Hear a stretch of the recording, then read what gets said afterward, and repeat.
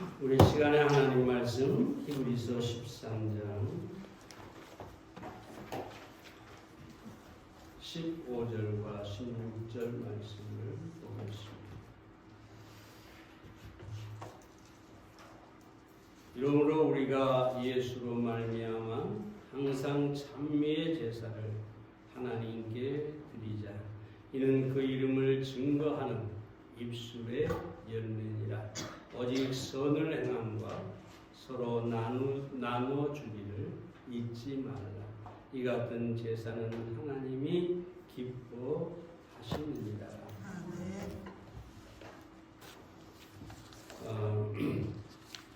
원래는 가정의 달 마지막 주일을 보내면서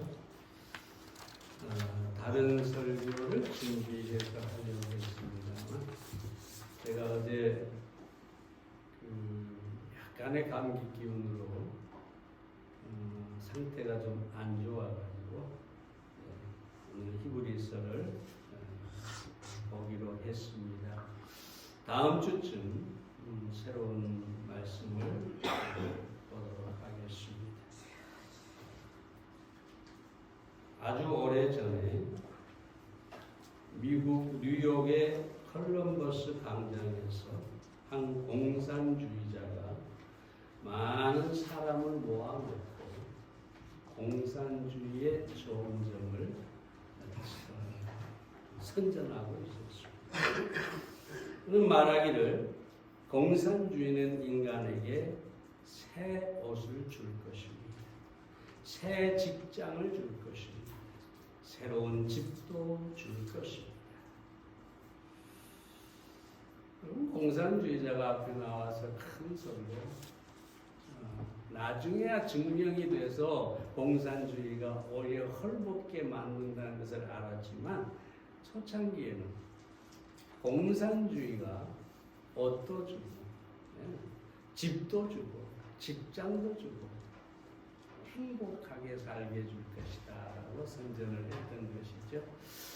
그때 한 그리스도인이 지켜보다가 이렇게 얘기를 했다고 합니다.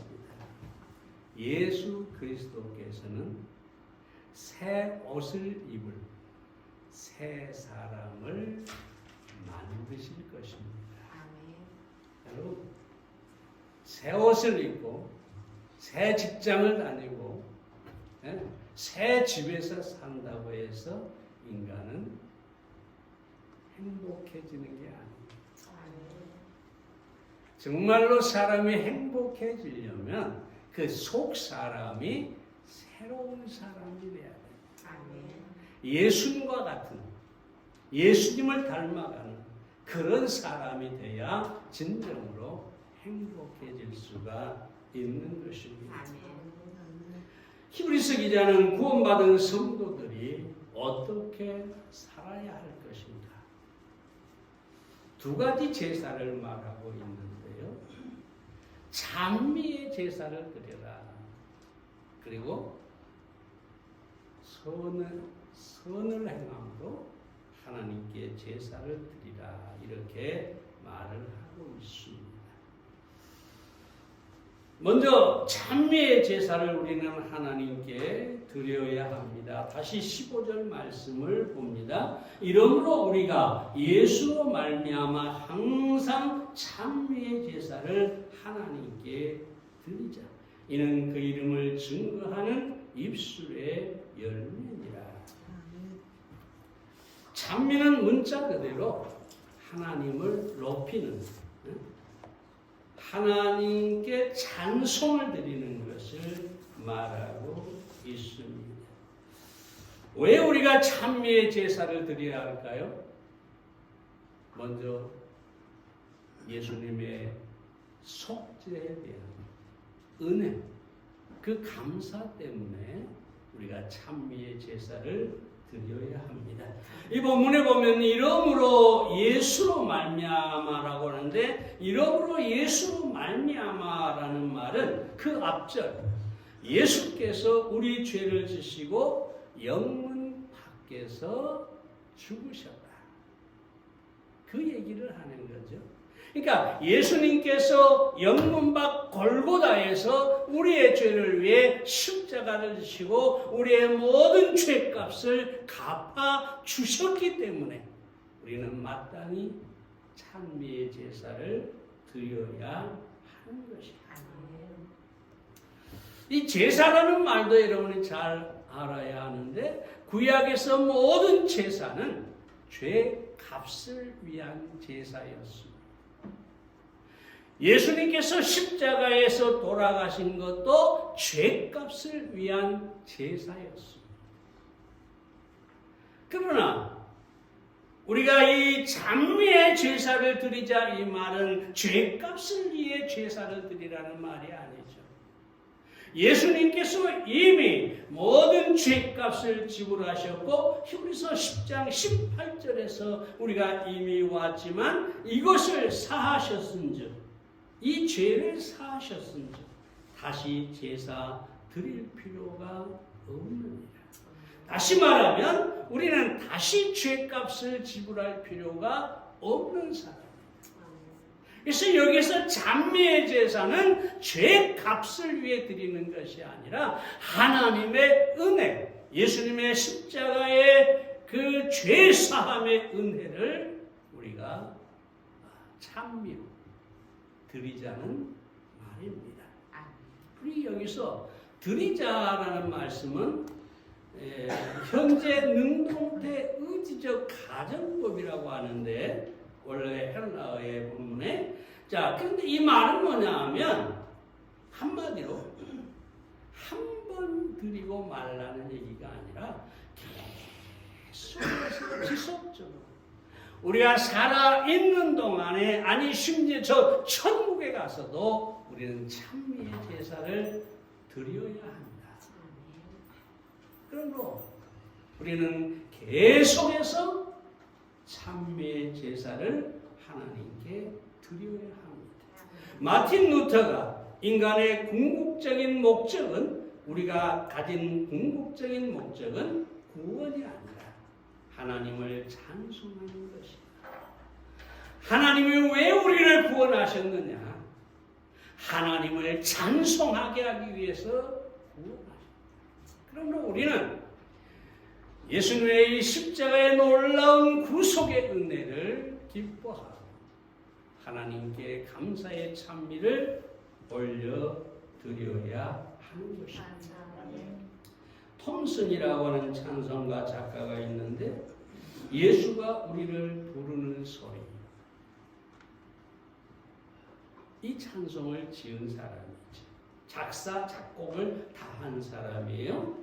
어느 날 이 무디 부흥사가 위대한 분이죠. 유럽 대륙과 미국, 아메리카 대륙을 놀라운 복음으로 완전히 휩쓸어버린 수만 명의 영혼이 정말 구원받는 이런 놀라운 부흥사지. 근데 병이 들어서 임종 직전에 있었어요. 의사가 아무도 면회를 못하게 했어요. 그런데 이 톰슨 찬송가 작가가 무디를 병문안을 위해서 병원을 찾았어요. 의사가 안 된다고. 아니 제발 한 번만 좀 얼굴을 뵙게 해달라. 안 됩니다. 근데 가만히 무디가 들으니까 그 톰슨의 목소리거든요. 평소에 잘 아는. 그래서 의사를 불러서 그분을 그래서 면회를 했어요. 근데 이때 마지막 임종의 순간에 주님이 부르는 순간만을 기다리고 있던 무디가 톰슨의 손을 잡고 이렇게 말합니다. 진실되고 단조로우며 은혜로운 당신의 훌륭한 찬송가는 일생을 통하여 내가 한 일보다 훨씬 값지고 큰 사역이었어. 무슨 다른 일보다도 라고 얘기를 합니다. 예수가 우리를 부르는 소리 같은 찬송을 지었더라면 더 좋았을 것이다. 부흥사로 수많은 수많은 사람들에게 복음을 전하고 그들을 하나님의 앞으로 이끄는 위대한 하나님의 사람이야. 말이 뭐냐? 당신이 지은 찬송가야말로 내가 한 사역보다 더 가치가 있다. 더 위대하다. 자녀들, 우리는 찬송을 가볍게 생각해서는 안 됩니다. 우리가 하나님께 드리는 찬송은, 이 찬미의 제사는 정말 값진 것이고 하나님께서 가장 기뻐하는 것 중에 하나입니다. 그러므로 여러분, 찬미의 제사를 하나님께 드리는 여러분이 되기를 바랍니다. 다음으로 왜 우리가 찬미의 제사를 드려야 하느냐? 여기 보니까 증거하는 입술의 열매라고 합니다. 이 말은 무슨 말이냐? 우리가 찬미할 때, 찬송할 때 그 찬송이야말로 예수님의 이름을 증거하는 것이다. 예수님의 이름을 선전하는 것이다. 예수님의 이름을 높여드리는 것이다.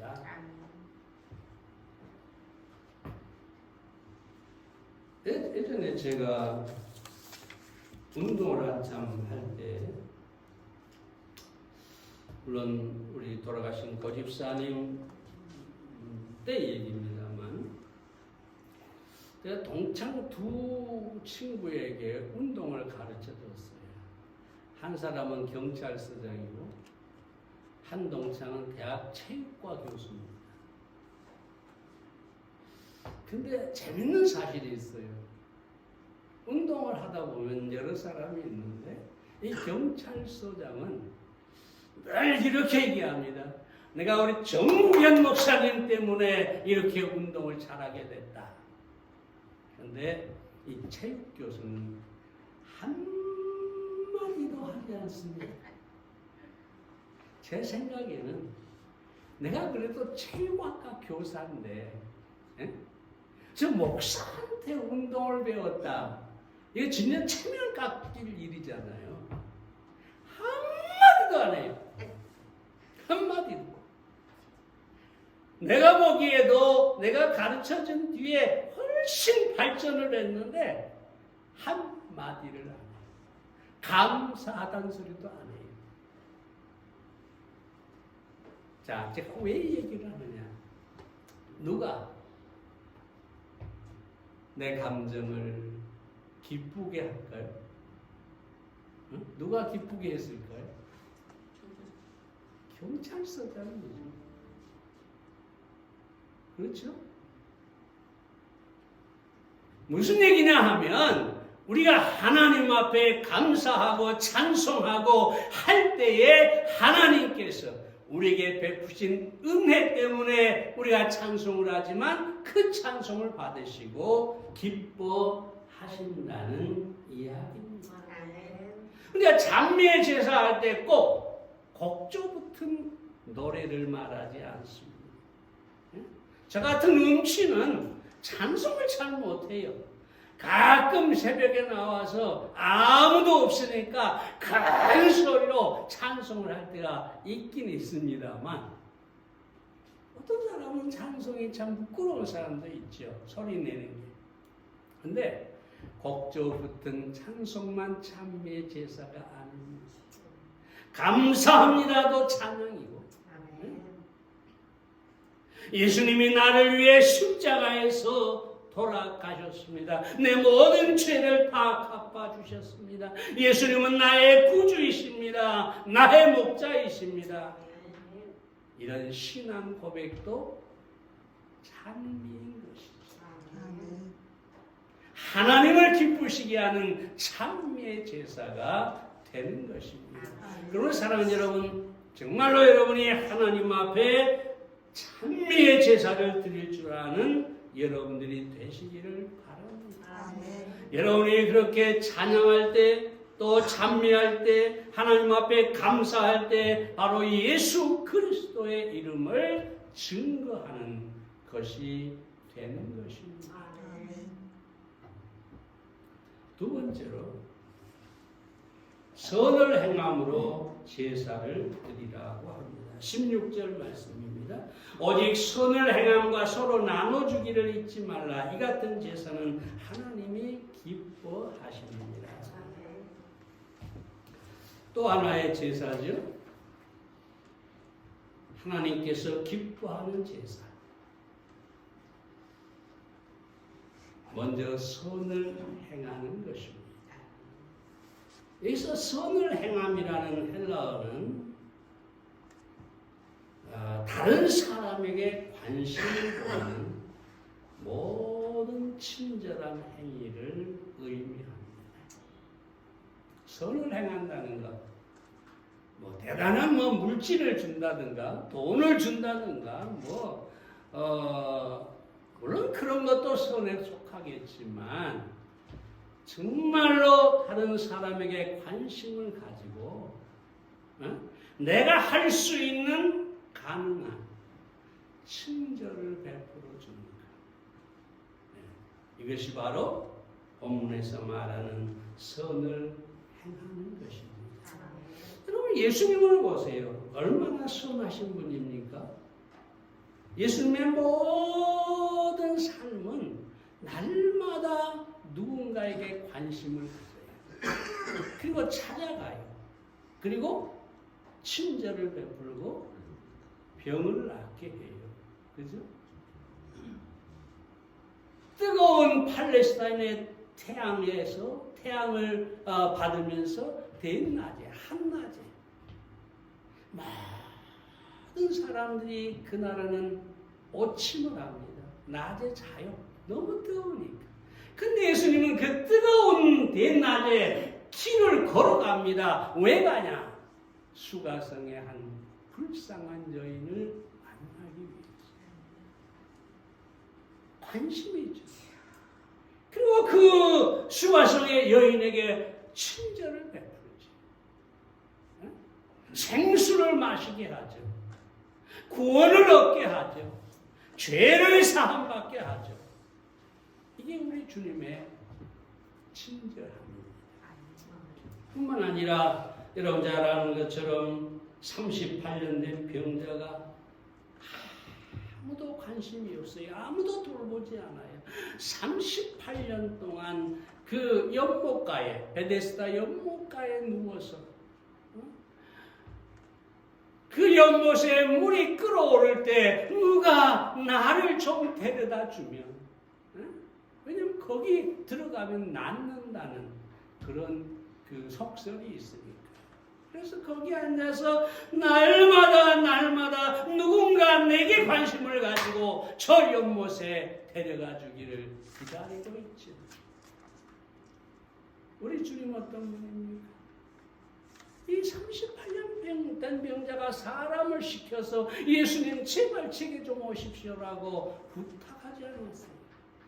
예수님께서 그 병자를 아시고 관심을 가지고 직접 찾아가서 친절을 베푸셨습니다. 일어나 걸어가라고. 이 사람이 자리를 들고 일어나 걸어갑니다. 이게 바로 선한 일이죠. 여러분 잘 아는 것처럼 거지 바디메오 주 예수여 다윗의 자손이여 하고 외치는데 사람들이 다 조용히 해라. 이 거지 같은 녀석아. 왜 여기가 어디라고 소리를 지르냐 하면서 모든 사람이 싫어하죠. 근데 그 많은 군중 속에서 이 바디메오의 외침을 누구는 듣습니까? 우리 주님은 듣습니다. 그 소리를 듣고 그 바디메오를 불러서 눈을 뜨게 해 주셨어요.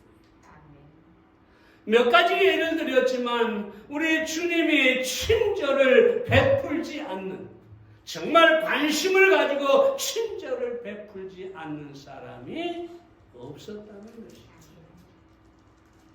그러므로 우리가 선을 행한다는 것은 바로 예수님을 닮는 것입니다.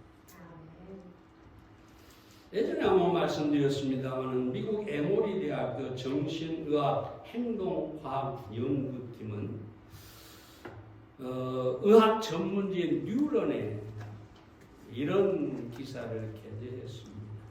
사회적 협력을 위한 신경계의 기초라는 제목의 논문인데 이렇게 얘기하죠. 사람이 서로 이타적인 행동을 보이는 것은 선한 행동이 즐거운 느낌을 주기 때문이다. 선한 행동이 사람들이 왜 선을 행하느냐? 그 선한 행동이 자신에게 즐거움을 주기 때문이다. 협력적인 태도를 보일 때 사람의 뇌에서 즐거움을 유발시키는 신경 조직이 최고조로 활성화된다. 우리 뇌에서 우리가 협력하고 선을 행할 때 우리 뇌에서 정말로 놀라운 변화가 일어난다는 것이죠. 즐거움을 일으킵니다.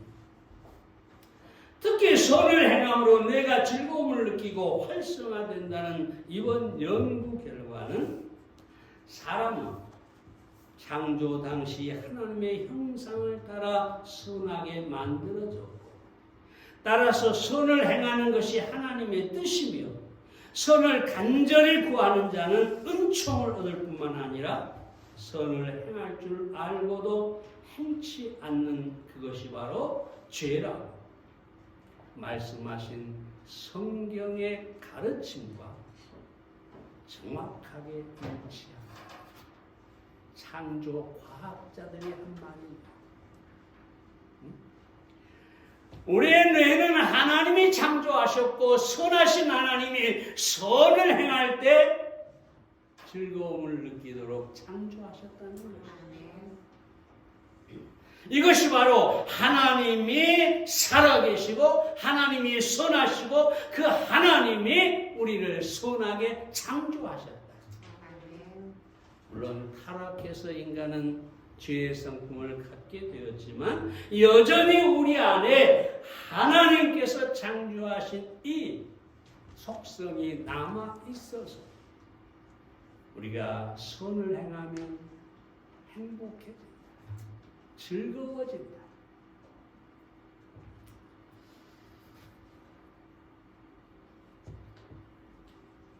얼마나 놀라운 일입니까? 우리가 구원에 감사해서 또 이웃에게 사랑을 가지고 관심을 가지고 친절을 베풀면 우리 자신이 행복해진다. 사실은 우리가 선을 행하는 것은 누구를 위해서가 아니라 나 자신을 위해서도 선을 행해야 합니다. 내가 행복해집니다. 그 이기적인 욕심만 가지고 그저 어떻게 하든지 선을 베풀기를 거부한다면 진정한 기쁨을 맛볼 수가 없게 될 것입니다. 그래서 요한에서는 내가 가능한 모든 지력으로, 내게 가능한 모든 방법으로, 내게 가능한 모든 사람에게, 내게 가능한 모든 시간 동안, 내게 가능한 모든 선을 다할 것이다. 아니요. 선한 일을 행해 보십시오. 큰 희생이 아니라 생활 속에서 작은 관심을 가지고 상대를 기쁘게 하거나 말로 할 수도 있고, 그렇죠? 밥 한 끼로도 선을 베풀 수 있고, 우리는 무엇으로든지 선을 베풀 수 있어요. 선을 행함으로 하나님께 제사를 드리고 여러분이 행복해지기를 바랍니다. 다음으로 나눠주기를 잊지 말라고 합니다. 헬러어로 코이노니아스라는 말인데 이 말은 고린도서 9장 13절에서도 사용이 됐는데 거기에 보면 모든 사람을 섬기는 너의 후한 연보를 인하여 하나님께 영광을 돌리고 라고 합니다. 다시 말하면 나눈다는 것과 연보, 헌금을 한다는 것은 같은 단어를 사용하고 있다는 것이죠. 물론 이 초대교회의 이 고린도 교회의 헌금은 구제를 위한 헌금이었어요. 그래서 우리는 뭘 생각해야 되느냐? 우리가 어떤 사람과 나눔을 나눌 때 우리는 교회를 통해서 예수님의 이름으로 나누어야 한다는 거죠.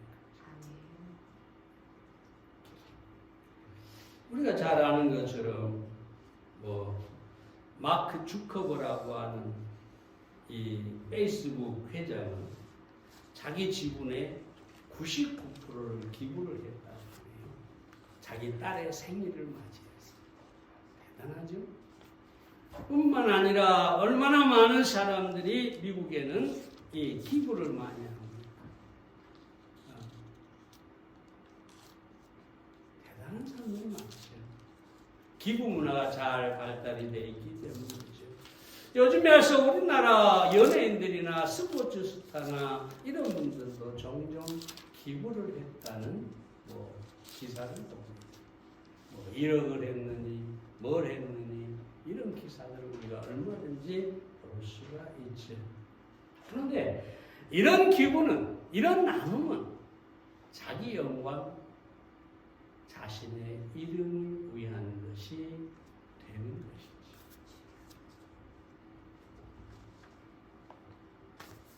우리는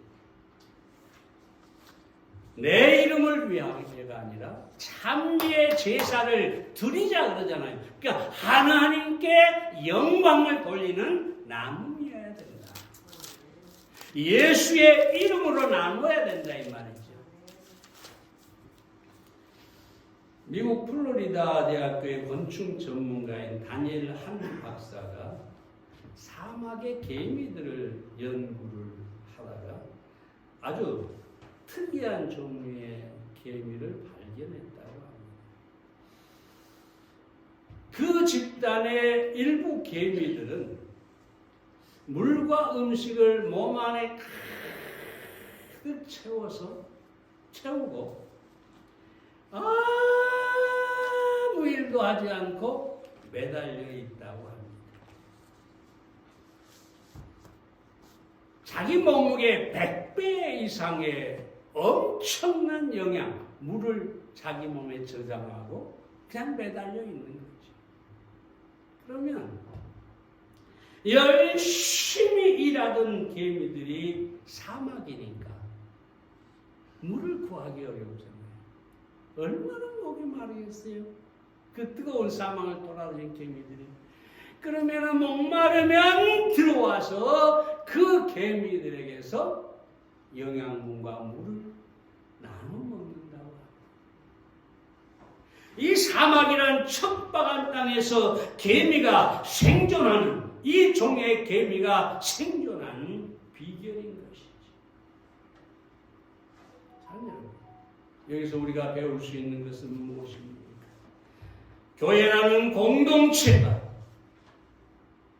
더불어 살아가면서 건강한 삶을 살 수 있는 것은 바로 이 나눔의 정신입니다. 무엇이든지 나누고자 할 때, 오늘 아침에도 제가 볼 때 대단한 수십만 원짜리 이런 값은 나가는 게 아니지만, 한 자매님이 뭘 이렇게 막 들고 막 오더라고요. 근데 조금 전에 보니까 부추인지 뭔지 모르겠어요. 나눔은 하는 것을 나누는 게 아니죠. 내가 할 수 있는, 내가 가진 것이었어.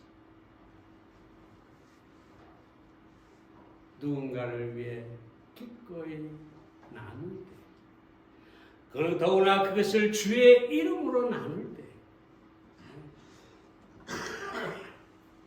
여러분 아셔야 할 것은 하나님께서 바로 그런 사람들을 축복해 주신다는 것입니다.